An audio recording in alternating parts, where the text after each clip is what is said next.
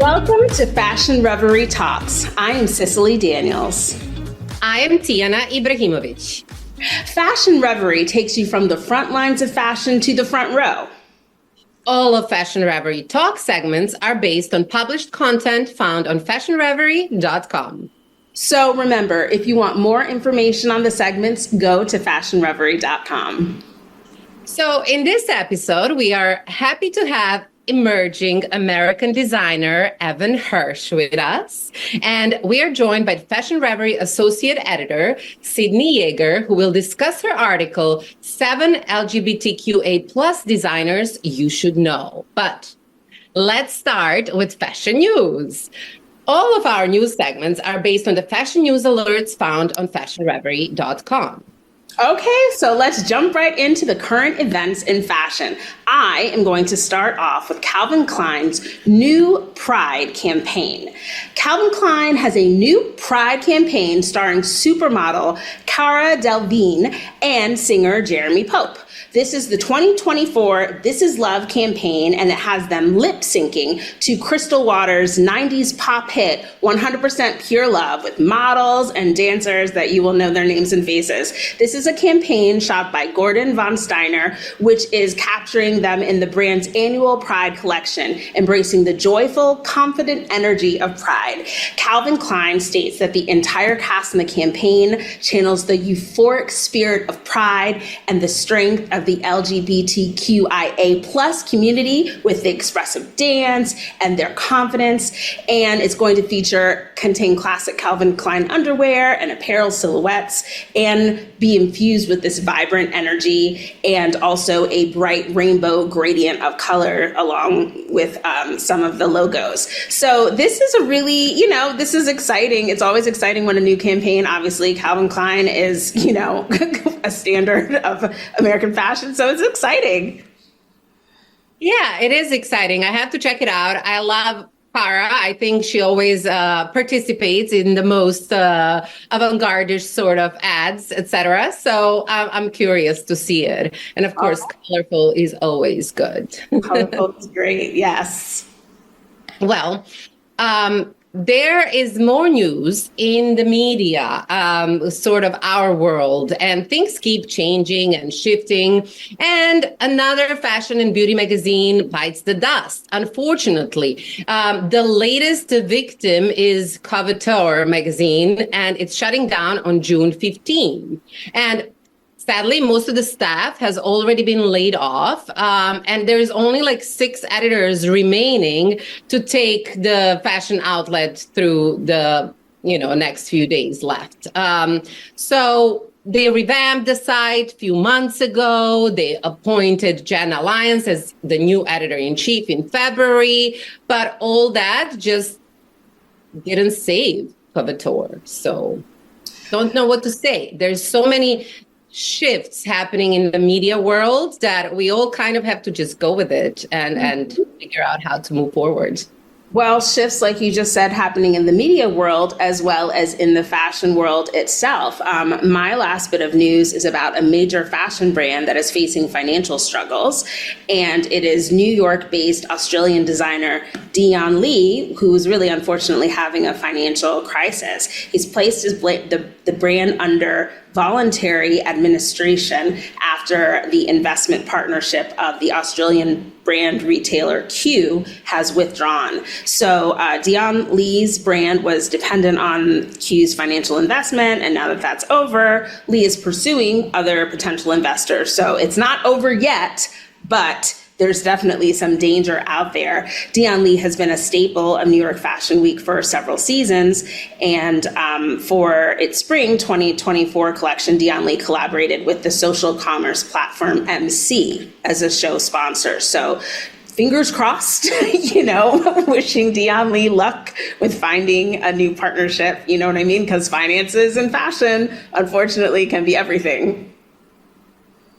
Yeah, but stay tuned because we have an interview with an uprising star in the fashion world.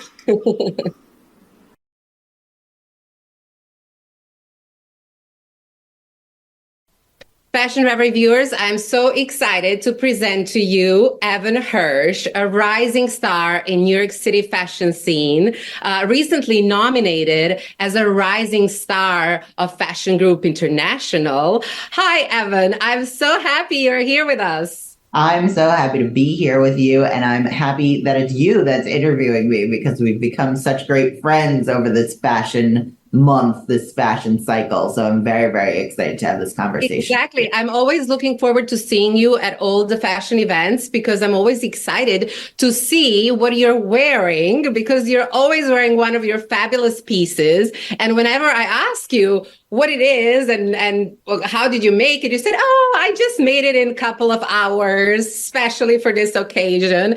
I mean, that means, true talent and creativity. So I admire your ability to just, whip up an outfit. It's either that or it's procrastination. It's one of the two. It's either, the talent, as you say, I mean, debatable sometimes, but definitely the procrastination. I realize I have that event tomorrow, so let me just start sewing right now.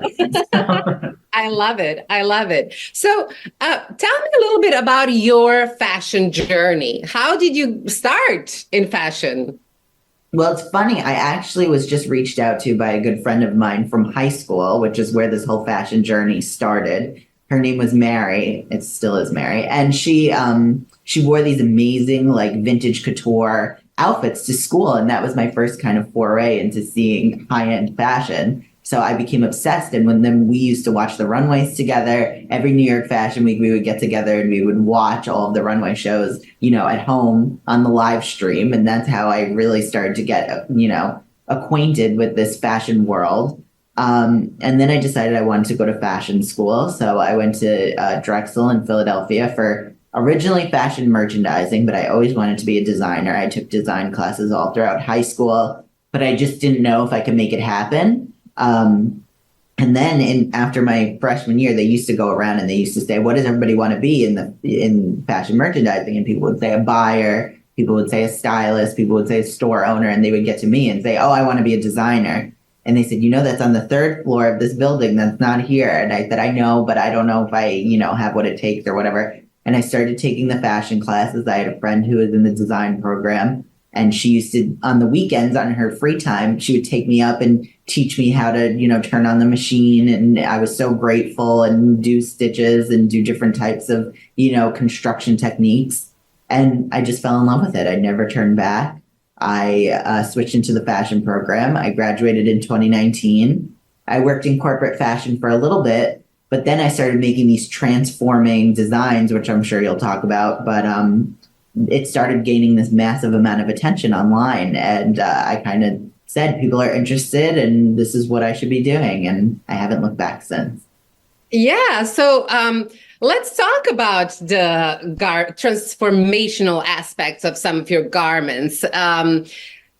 So it's part of your design aesthetic, and that's what you're well known for. I mean, even Tamron Hall featured you, and, she's a fan. So I understand that you were inspired by witnessing this aesthetic on RuPaul's Drag Race. Is that right?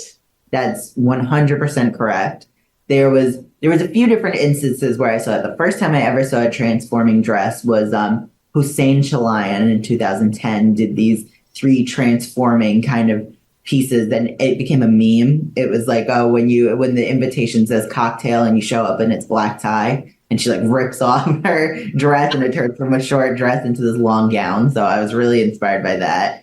And then on Drag Race, I first started watching Drag Race season 7, and there was this contestant named Violet Chachki, and she had this kind of, I'm sure everyone's seen it. It's become like this massive thing where she has this black, there's this like black sequin caftan, and she just opens it up and it reveals this like tartan, look. And I said, I need to do that. Like, I don't understand why every dress doesn't do that. So that was the focus of my career. I knew that I loved the reaction that it got, and everybody talks about it. So, and I have a failed theater career. I used to be in theater and I was just awful. So this is a new way for me to express my theatrical love.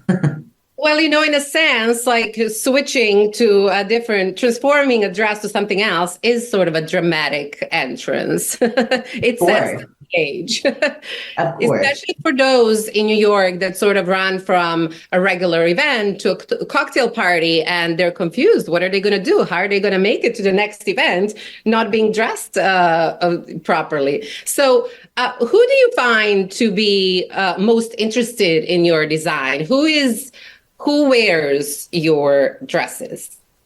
Well, it's very interesting. I've learned to adapt to a market.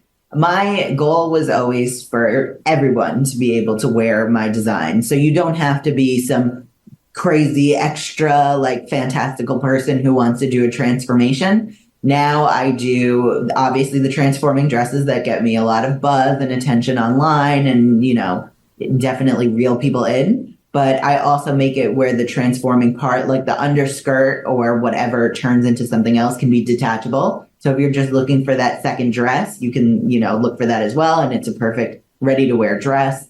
But definitely the people who are interested in the transforming aspect, a lot of people who have special events, they want their wedding dress to transform. They want to go down the aisle and like shock everybody, which is how I would want to do it. I mean, I would definitely want people to be just like blown away by my dress and like have this secret element that nobody knows about. I've definitely got a few celebrities who are interested in it with the method dressing trend. Someone from the Barbie premiere wore one of my dresses, so that was really cool.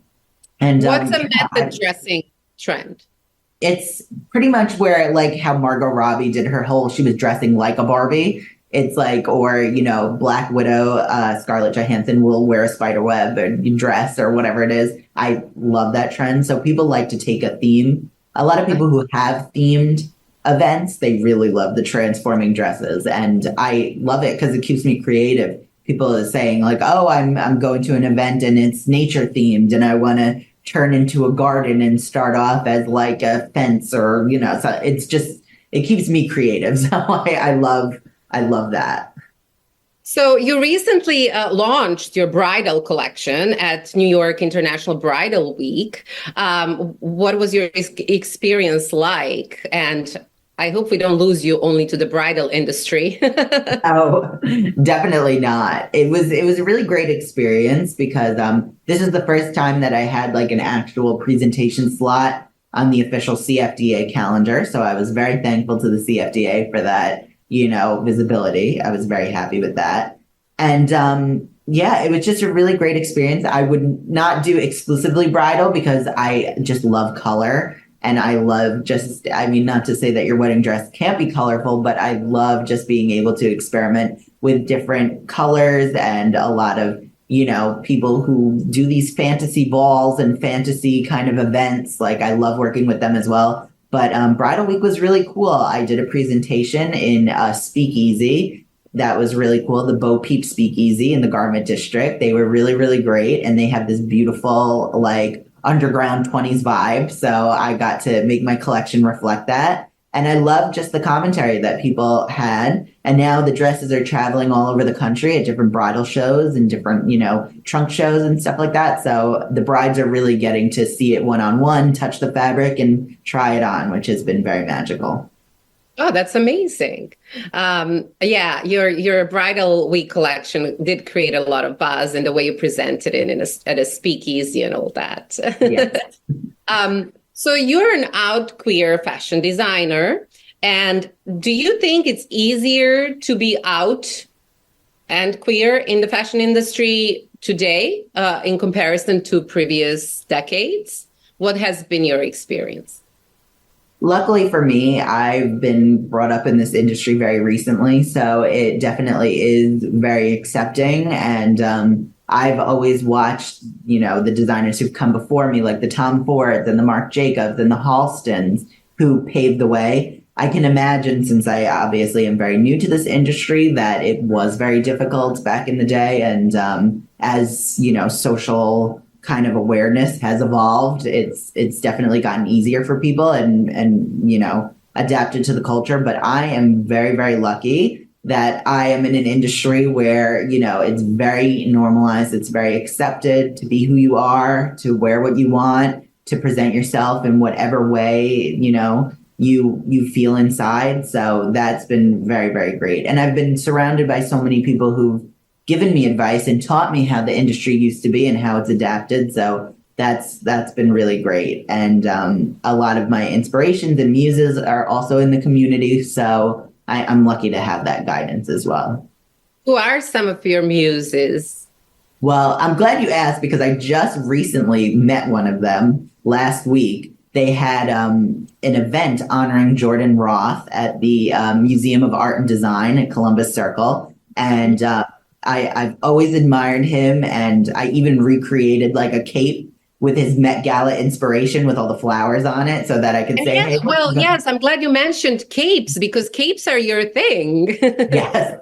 For anyone who doesn't want a full gown, I also make like transformational capes where, for the ceremony at an event, if it's more conservative, you can cover your arms and then you can just drop it down and it becomes part of your skirt. So yes, you were at one of my shows showing the capes, and I think you even took a liking to one of them.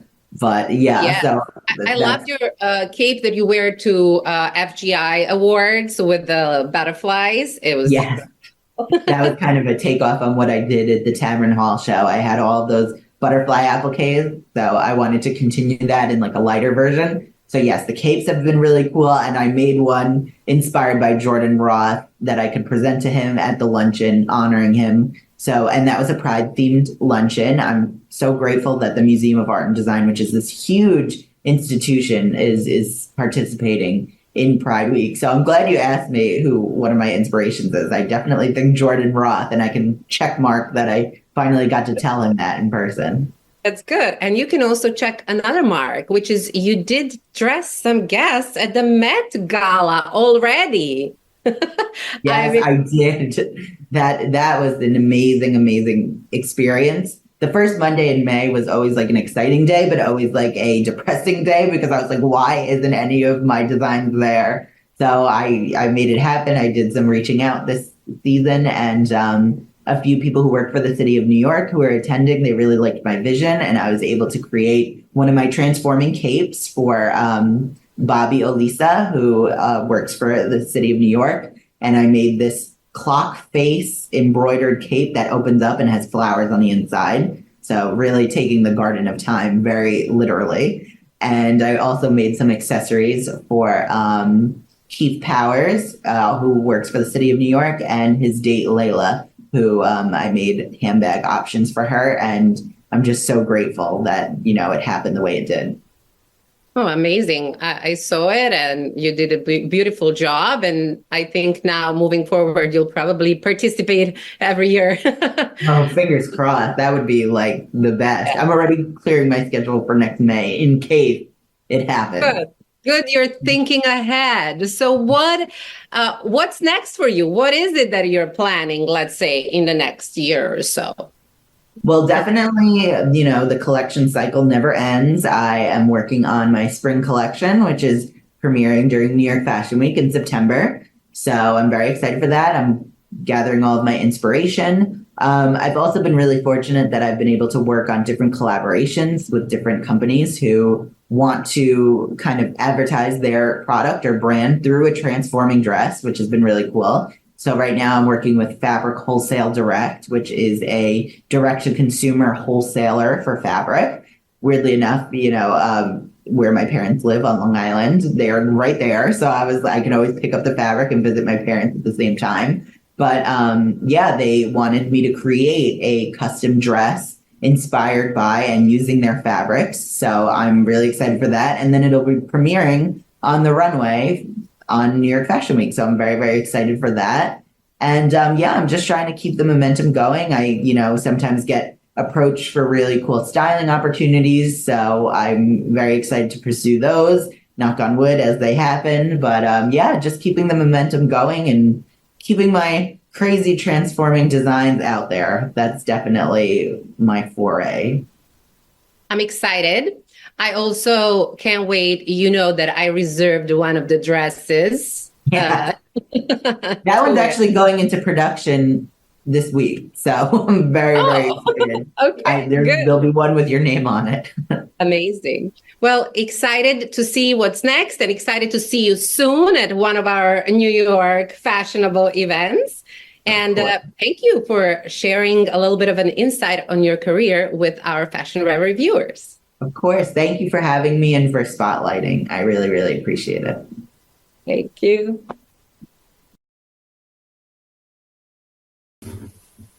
Well, that was an awesome interview. Thank you so much, Tijana and Evan. I am excited because I get a chance to talk with one of my favorites, our associate editor, Sydney Yeager, about her wonderful article about 7 LGBTQA plus designers that you should know about. Now, in case any of us don't know, we are celebrating Pride Month, and obviously at Fashion Reverie, we know how important queer people are to our industry. It doesn't matter kind of what part of the field, if it's design, models, publicists, stylists, whatever, that is the community that is really the backbone of our industry. And Sydney is here to talk about some of the most influential and important designers that you should know. Welcome, Sydney. Hi, Cicily. It's so nice to talk with you today. You too. Well, I mean, really, like you said, if you kind of can't like walk any place. Like if you're in a room, you're likely in a room with part of this community, and obviously at Fashion Reverie. But really, thankfully, fashion has really come to a place where we recognize the importance of contributions that are being made by the queer community in so many aspects of fashion. And so, of course, there are some amazing LGBTQIA plus designers in the world. So who are we spotlighting today? Today we're talking about LaQuan Smith, Christian Siriano, and then Halston. Halston is one of the most amazing designers in history. He's no longer with us. Sadly, he passed away due to AIDS, though we all know that his estate has contested that, as they don't really want to highlight his queerness. But Halston is amazing, and we're just highlighting all of the most amazing designers today. Yes, yes. Okay, so who do we want to start with? Let's dive into Christian Siriano first. Okay. So for Christian Siriano is one of my favorites. Sorry, go ahead. No, I was just saying, like, in case you missed it somehow on Project Runway, which I just kind of think is amazing, you know what I mean, that Christian Siriano is now such an established, well-known designer, but began on the reality show, which is, of course, everyone, you know, for the fashion world, one of our favorites, Project Runway, which I think which is when I became a fan and then stayed a fan. Yeah, you can't escape Project Runway with the fashion industry, and I think Christian Siriano really made his stamp on that reality TV show by becoming such a successful designer. Absolutely. Absolutely. And why was Christian one of your choices? Christian was one of my choices because he did start from more of a humble background, and then he does really pick up detailed gowns that make regular appearances everywhere on red carpets. You can't escape him in the fashion world anymore. And he did start from such a humble background. He doesn't hide the fact that he is queer. He embraces it. You see it in the way that he's photographed, the way that he dresses, and he doesn't hide who he is, which I think is one of the most beautiful things about the fashion industry. Is it's such a way to express who you are, but by not hiding it, it just embraces it and makes it so much more real. Mm-hmm, absolutely. I always love the colors that are used. I feel like he has like a lot of like beautiful layers. And I also think that he specializes in dressing a lot of different figures, which I think is kind of cool. You know? That's so special because so many people in high fashion tend to only suggest that like the models look like little rails, and that's not what a real woman looks like. That's not what a real person looks like, and he embraces what everybody can look like. Well, I think that's a perfect thing about Pride is, you know, like really like giving confidence and like lifting up like different parts of the community. So, you know, that's wonderful. Who else are you spotlighting? I'm also talking about LaQuan Smith. He's Black and queer and does the most amazing designs. I personally love a lot of LaQuan Smith's designs because they are a little bit more avant-garde in their structure almost. The cutouts, the colors, the details, they're beautiful. Yeah. I found that like definitely brings that kind of like not, not necessarily couture, but like those elements I feel like you see in the design, like kind of like ready to like make a statement. I think for people who are, ready to put it out there, which is kind of like also, kind of probably expressing a little bit of LaQuan's personality, like putting it out there. I feel like that's what I'm seeing in the designs. Yes, and it's tight and it's just very there, but it's beautiful. And then finally, we're going to talk about Halston, which I feel like Halston came up more into the spotlight lately because of the docuseries on Netflix that really highlights his life. He did pass away, I believe, in the 80s. If I'm remembering correctly, I don't know the exact date, due to AIDS, which has been contested. We did interview, I believe, on a previous podcast, one of the consultants on Ryan Murphy's docuseries. And we had problems with his estate not wanting to share that he was queer. But I think that is what made Halston. He was such a fixture on the Studio 54 scene. He really embraced femininity in dressing with loose bohemian clothes. He was a member of the crew that went to the Battle of Versailles, which was one of the most important moments in fashion history, I would argue, because that really brought America to the spotlight in the forefront away from France, and we weren't just copying designs anymore.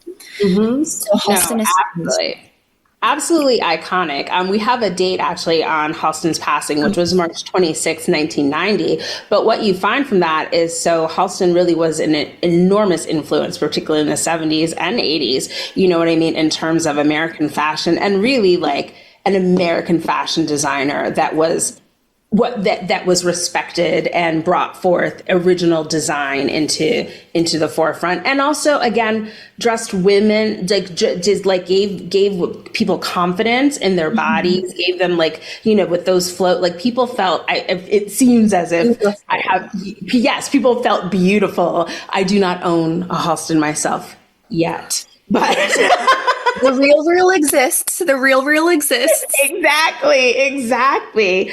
Oh, well, obviously all three of these designers are amazing. But as I mentioned, there are 7 designers that are featured in your fantastic article. So I want everyone to go to fashionreverie.com and read the complete article, and then follow up on these designers, because these are designers that you need to know. And of course, Sydney, I'm always so pleased to see you and speak with you. And I really appreciate you taking time to join us. Of course. Thank you so much, Cicily.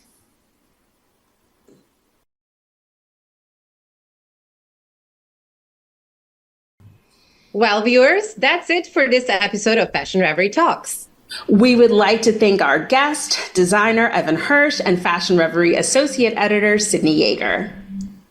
For information on these and other stories, go to fashionreverie.com. Don't forget to hit the like and subscribe button. And thanks for watching. We'll see you next time.